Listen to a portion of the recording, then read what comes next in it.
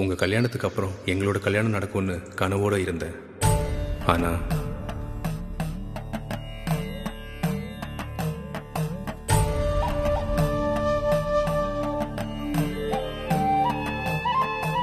சாமி, என் பையன் கை நிறைய சம்பாதிக்கிறான்.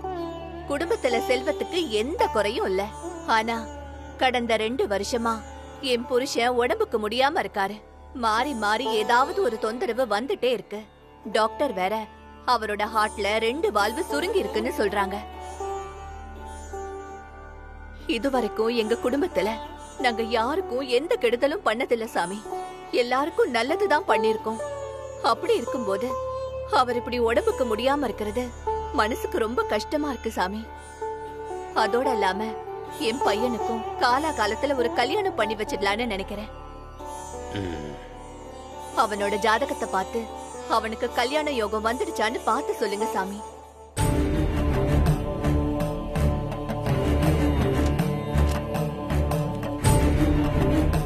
எங்க அம்மா பார்த்த ஜாதகம் தான் எனக்கும் ரஜினிக்கும் நடுவுல பிரிவை ஏற்படுத்துச்சு.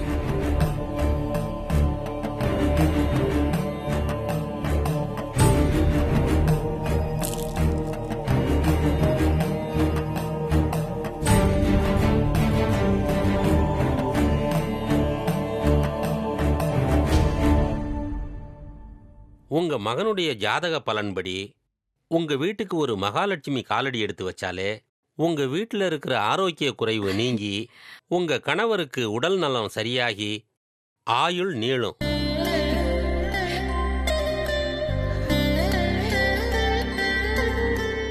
ரொம்ப சந்தோஷம் சாமி. நாங்களும் அதே எண்ணத்துல தான் இருக்கோம். எங்க பையன் தான் கல்யாணம் வேண்டாம் வேண்டான்னு சொல்லி தள்ளி போட்டுக்கிட்டே இருக்கான். உங்க பையனோட ஜாதக அமைப்பின்படி அதில் உள்ள கிரக பலன் தான் உங்க கணவருக்கு அடிக்கடி உடல்நிலை சரியில்லாம போறதுக்கு காரணம். உங்க பையனுடைய ஜாதகத்துல கிரக நிலைகள் சரியான நிலைக்கு வந்துட்டாலே உங்க கணவருடைய உடல்நிலை தானா சரியாயிடும். எப்போதுமே குழந்தைகளுடைய ஜாதக பலன் தான் அந்த குடும்பத்தோட தலைவிதியை நிர்ணயிக்கும்னு சொல்லுவாங்க. அந்த வகையில உங்க கணவருடைய நலம் இப்போ உங்க பையனோட திருமணத்துல தான் இருக்கு. உங்க பையனுக்கு திருமணம் முடிக்கணும், அதுவும் 2 மாசத்துக்குள்ள நடக்கணும். அப்படி 2 மாசத்துக்குள்ள கல்யாணம் நடக்கலைன்னா அவருக்கு அடுத்த 8 வருஷத்துக்கு கல்யாண யோகமே கிடையாது.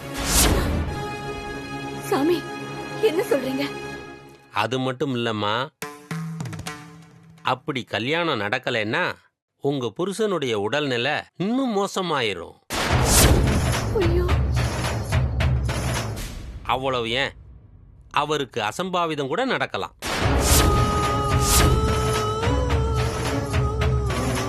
அப்படியெல்லாம் சொல்லாதீங்க சாமி. ஆமாம்மா, இன்னும் 2 மாசத்துல எவ்வளவு சீக்கிரமா ஒரு பொண்ணை பார்த்து உங்க பையனுக்கு கல்யாணம் பண்ணி வைக்கிறீங்களோ அவ்வளவுக்கு அவ்வளவு உங்க கணவருடைய ஆயுளுக்கு நல்லதுமா. 2 மாசத்துக்குள்ளயா? அது எப்படி சாமி முடியும்? நீங்க அத பத்தி கவலையே பட வேண்டாம். நீங்க முத அடியை எடுத்து வச்சா அடுத்த அடியிலேயே கடவுள் உங்களுக்கான பாதையை காட்டுவான். நீங்க தேடி போற இடத்திலேயே உங்களை தேடி அந்த மகாலட்சுமியே வருவா. நீங்க அந்த பொண்ணை பார்க்கும்போது சில சகுனங்கள் உண்டாகும். உங்க மனநிலைக்கு ஏத்த மாதிரி நீங்க வணங்குற கடவுளை வணங்குறவளாவே அந்த பொண்ணு இருப்பா. அவதான் என் மருமகன்னு உங்க உள்ளுணர்வு அந்த நிமிஷத்திலேயே சொல்லும். உடனே அந்த பொண்ணை உங்க பையனுக்கு மணமுடிச்சு வைங்க. திருமணம் முடிஞ்ச பிறகு உங்க கணவருடைய உடல்நிலை பரிபூரணமா நல்ல நிலைக்கு வரும். எனக்கு இது போதும் சாமி. என் மனசுக்குள்ள ஒரு நெருடல் இருந்துட்டே இருந்தது. இப்பதான் சாமி என் மனசுக்கு ரொம்ப நிம்மதியா இருக்கு. எனக்கே தெரியாம என் அக்கா கிட்ட எனக்கு பொண்ணு பார்க்க சொன்னாங்க.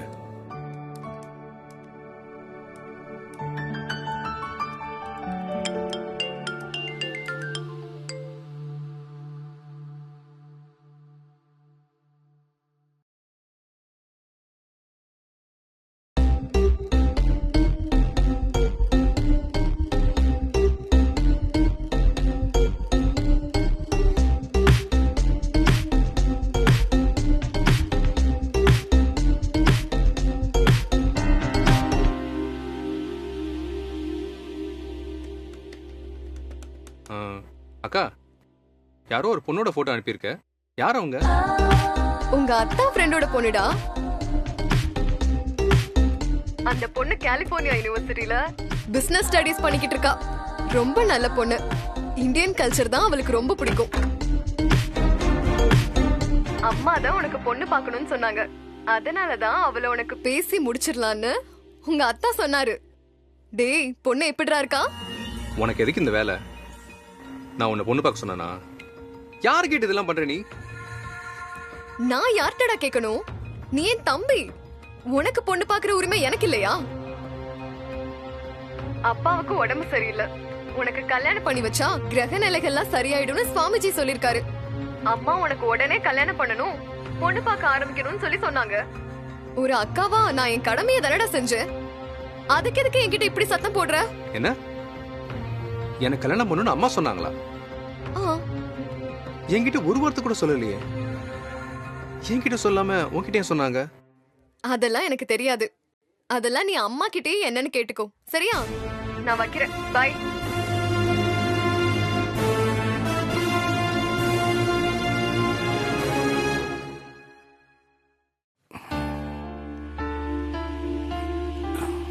நல்லா மூச்சு இழுத்து விடுங்க.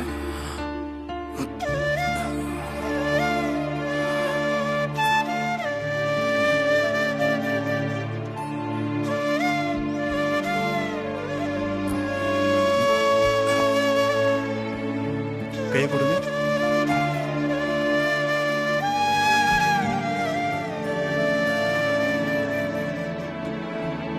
நர்ஸ், இன்ஜெக்ஷன் போடுங்க. அம்மா ஒரு நிமிஷம் வாங்கம்மா. இனிமே ரொம்ப கவனமா பாத்துக்கணும். பிரஷர் ஏறாம பாத்துக்க வேண்டியது உங்களோட பொறுப்பு. சாப்பாடு விஷயத்துல ரொம்ப கவனமா இருக்கணும். சரிங்க. உப்பு காரம் சேர்க்கவே கூடாது. ஈஸியா ஜீரணமாகக்கூடிய பொருளா கொடுங்க. சரி, நான் கிளம்புறேன். ஓகே. ஓகே. மா, அக்கா கிட்ட பொண்ணு பார்க்க சொல்லி சொன்னீங்களாமே, யாரு கேட்டு முடிவு பண்ணீங்க? யார கேட்டுப்பா நான் முடிவு பண்ணணும்? உனக்கு எப்போ என்ன பண்ணணும்னு எனக்கு நல்லா தெரியும். மா, கல்யாணம் பண்ணிக்க போறது நான். என்கிட்ட தானே கேட்டு முடிவு பண்ணணும். ஐயோ அரவிந்த், உனக்கே நல்லா தெரியும். அப்பாவுக்கு அடிக்கடி உடம்பு சரியில்லாம போகுது. இப்ப டாக்டர் என்ன சொல்லிட்டு போனாருன்னு கவனிச்சியா? அப்பாவை கண்ணும் கருத்துமா நல்லபடியா கவனிச்சுக்கணும்னு சொன்னாரு. அதோட இல்லாம 2 நாளா என் மனசு உறுத்திக்கிட்டே இருந்துச்சுடா. அதனாலதான் நம்ம சாமிஜிய கூப்பிட்டு என்ன ஏதுன்னு கேட்டேன்.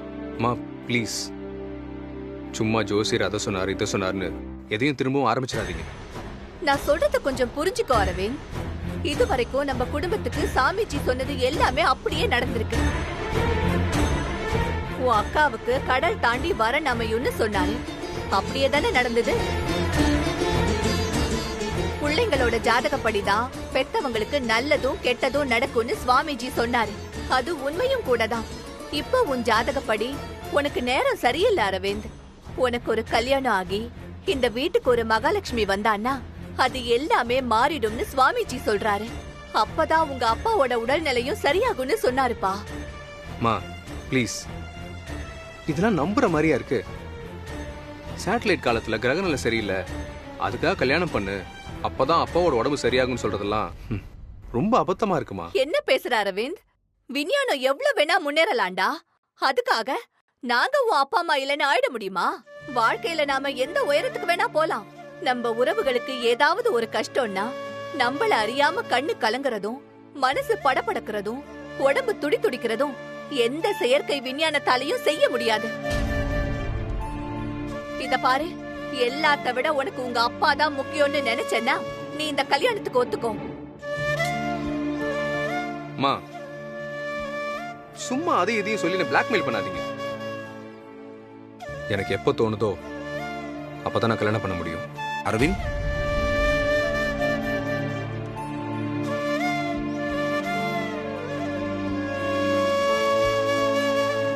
டே அரவிந்த், நான் நல்லா தான்டா இருக்கேன். உங்க அம்மா தான் பயப்படுறா. பெத்தவங்க எல்லாருக்குமே பிள்ளைங்களுக்கு ஒரு நல்லது பண்ணி பார்க்கணும்னு தோணும் இல்லையா? மனுஷங்களுக்கு பிறப்பு இருக்கிற மாதிரியே சாவுன்னு ஒண்ணு இருக்குங்கிறதும் உண்மைதானே? அம்மா சொன்னான்னு எல்லாத்தையும் போட்டு வரி பண்ணிக்காதடா. நீயே யோசிச்சு பாரு, உனக்கே தோணும்.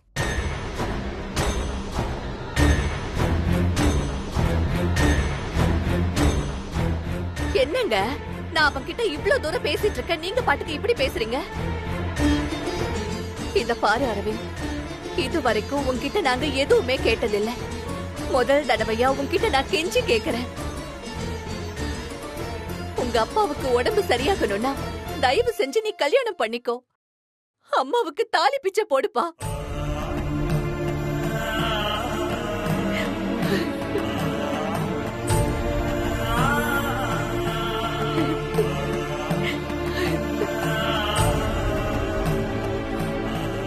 டேய்,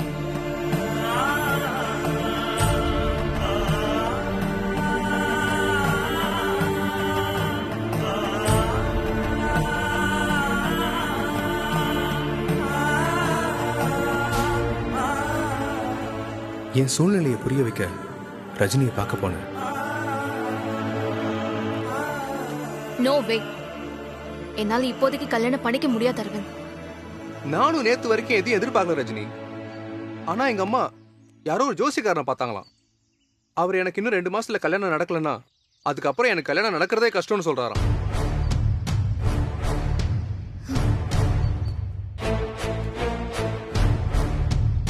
அம்மா உடனே எனக்கு கல்யாணம் பண்ணியே ஆகணும்னு ஒத்த கால்ல நிக்கிறாங்க. அதுக்கு நான் என்ன பண்ண முடியும் சொல்லு?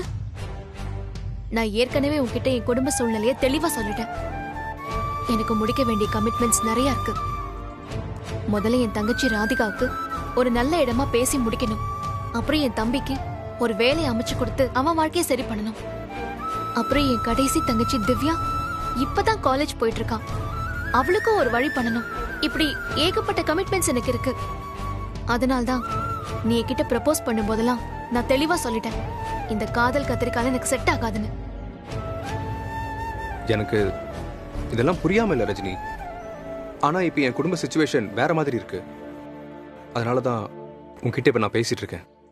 இல்லனா உன்னை நான் கம்பல் பண்ணவே மாட்டேன். இங்க பாரு அரவிந்த், நீ டிமாண்ட் பண்ற மாதிரிலாம் என்னால கல்யாணம் பண்ணிக்க முடியாது. அதுக்கான ஆளு நான் கிடையாது, அத நீ புரிஞ்சுக்கோ. என்னையும் நீ புரிஞ்சுக்க ரஜினி, ப்ளீஸ். இப்ப நீ பண்ற எல்லாத்தையும் நம்ம கல்யாணத்துக்கு அப்புறம் நானும் சேர்ந்து பண்ணுவேன்ல. உன் குடும்பம் வேற என் குடும்பம் வேறன்னு நான் என்னைக்கும் நினைச்சதில்ல. இதை நான் பல தடவை உங்ககிட்ட சொல்லியிருக்கேன். இன்னும் சொல்லப்போனா நம்ம கல்யாணத்துக்கு அப்புறம் நீ என்ன பண்ணணும்னு நினைக்கிறியோ அதை பல மடங்கு சிறப்பாவே என்னால பண்ண முடியும். அந்த அளவுக்கு என்கிட்ட பண வசதி இருக்கு. என்ன உன் வசதியை காட்டி என்ன எக்ஸ்ப்ளாய்ட் பண்ண பாக்குறியா? சத்தியமா நான் அந்த இன்டென்ஷன்ல சொல்லல. நான் உண்மையான பாசத்துல தான் சொல்றேன். எப்படி இருந்தாலும் நமக்கு கல்யாணம் முடிஞ்சதுக்கு அப்புறம் அவங்க வாழ்க்கையை பத்தி நக்கற எனக்கும் இருக்கும் தானே. நான் அந்த அர்த்தத்துல தான் சொன்னேன். நீ எந்த அர்த்தத்துல சொல்லிருந்தாலும் எனக்கு கவலை இல்லை.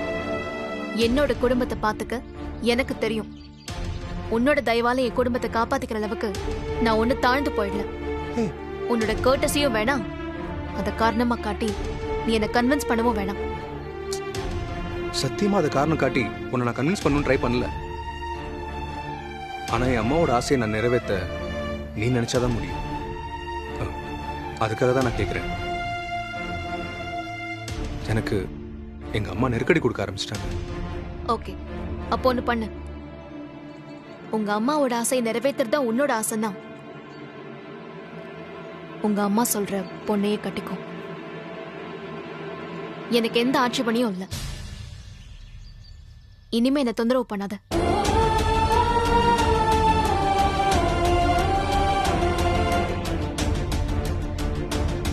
ஓஹோ, சார் அந்த கோவத்துல தான் அவளை பழி வாங்குறதுக்காக அவ தங்கச்சியை கல்யாணம் பண்ணிக்க ஓகே சொன்னீங்களா?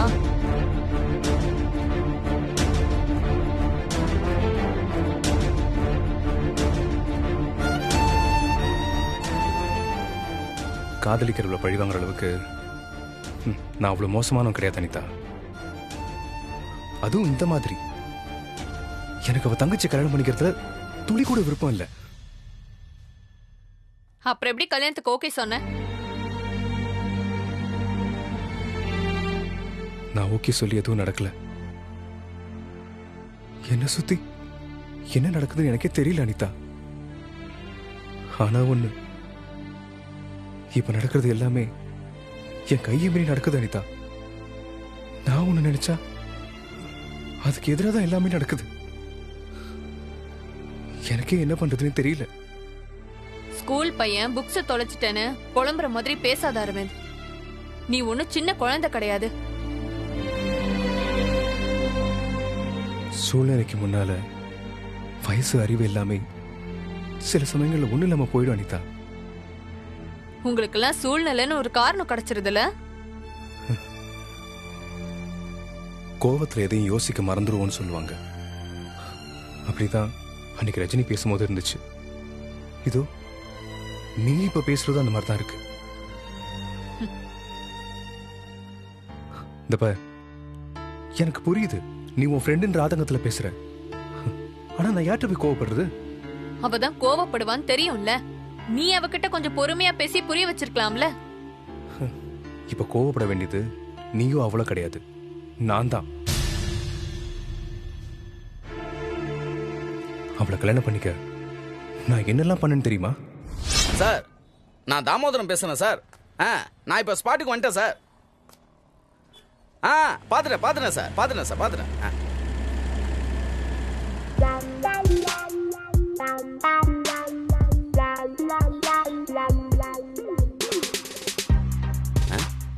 சார், உங்களுக்கு தானே பொண்ணு பார்க்கணும்னு சொன்னீங்க இல்லையா? இப்ப இவங்களுக்கு தான் மாப்பிள்ளை பார்க்க போறீங்களா? இல்ல சார், இது நான் லவ் பண்ற பொண்ணு. நான் லவ் மேரேஜ்லாம் பண்ணி வைக்கிறது இல்லையே, ஒன்லி அரேஞ்ச் மேரேஜ் மட்டும்தான். சார், எனக்கு தெரியும் சார். லவ் மேரேஜே அரேஞ்ச் மேரேஜ் மாதிரி பண்ணி வைக்கணும்னு சொல்றேன். புரியலையே.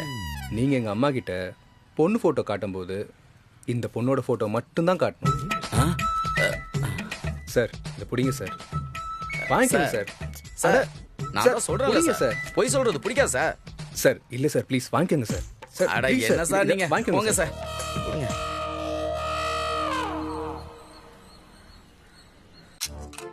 பொண்ணுன்னா பொண்ணு சார், அவ்வளோ அம்சமா இருக்கா. பாருங்களேன் நீங்களே போட்டோ. காட்டுங்க. இந்தாங்க சார், பாரு.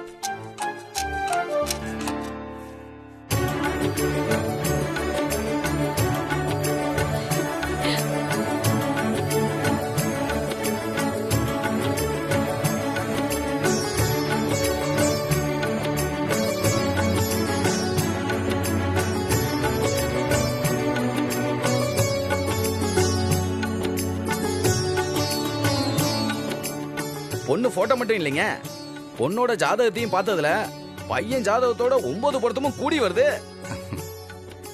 பொண்ண பாக்கும் போதே முகத்துல லட்சுமி கடாட்சம் தெரியுது. லக்ஷ்மி கடாட்சம் முகத்துல மட்டும் இல்ல, ஒரு பெரிய ஆட் கம்பெனில பெரிய பொறுப்புல வேலை செஞ்சுக்கிட்டு இருக்காங்க. கை நிறைய சம்பாதிக்கிறாங்க.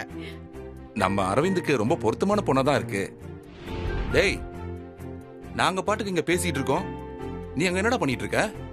இங்க வா, பொண்ணு போட்டோஸ் வந்திருக்குல்ல, நீ ஒரு தடவை பாத்துடு. என்ன கேட்டா பொண்ணு பாக்குறீங்க? எல்லாம் நீங்களா பார்த்து முடிவு பண்ணுங்க. எனக்கு யாரா இருந்தாலும் ஓகே தான். இப்பயே ஒழுங்கா பாத்துக்கப்பா. அப்புறம் பொண்ணு அப்படி இருக்கா இப்படி இருக்கான்னு பின்னாடி குறையெல்லாம் சொல்லக்கூடாது. இப்படி ஒரு பொண்ணை தம்பிக்கு பிடிக்காம இருக்குமா? அதெல்லாம் பிடிக்குமா?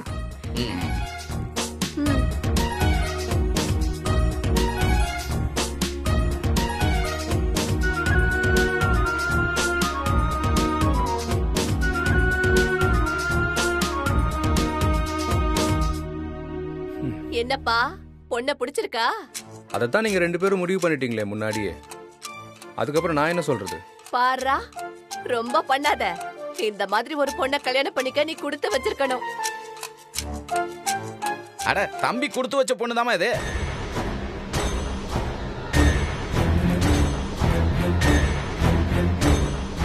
தம்பி கொடுத்து வச்ச பொண்ணா?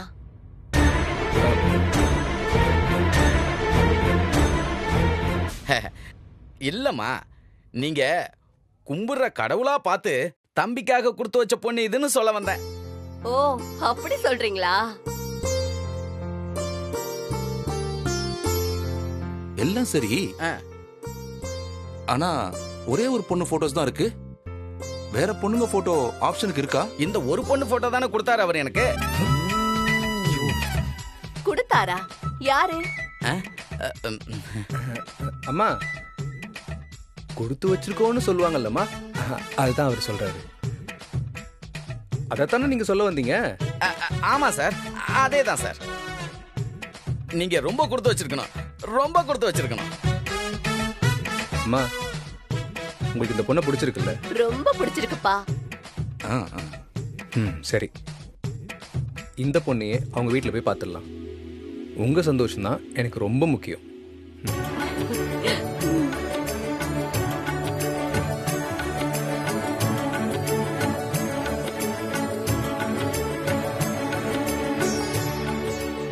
பொண்ணோட போட்டோவை பார்த்த உடனே எங்க எல்லாருக்கும் ரொம்ப பிடிச்சு போச்சு. அதான் புரோக்கர் கிட்ட சொல்லி நேர்லயே பார்த்து பேசி முடிச்சிடலான்னு வந்தோம்.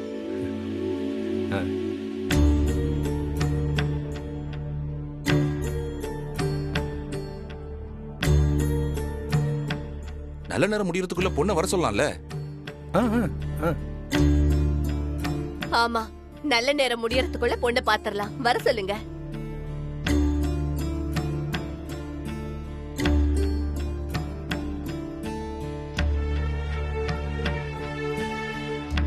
அது எப்படி உங்ககிட்ட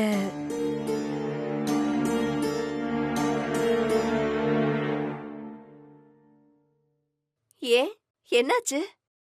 ஆபீஸ்ல ஏதோ வேலை இருக்குன்னு போயிருக்கா. என்ன?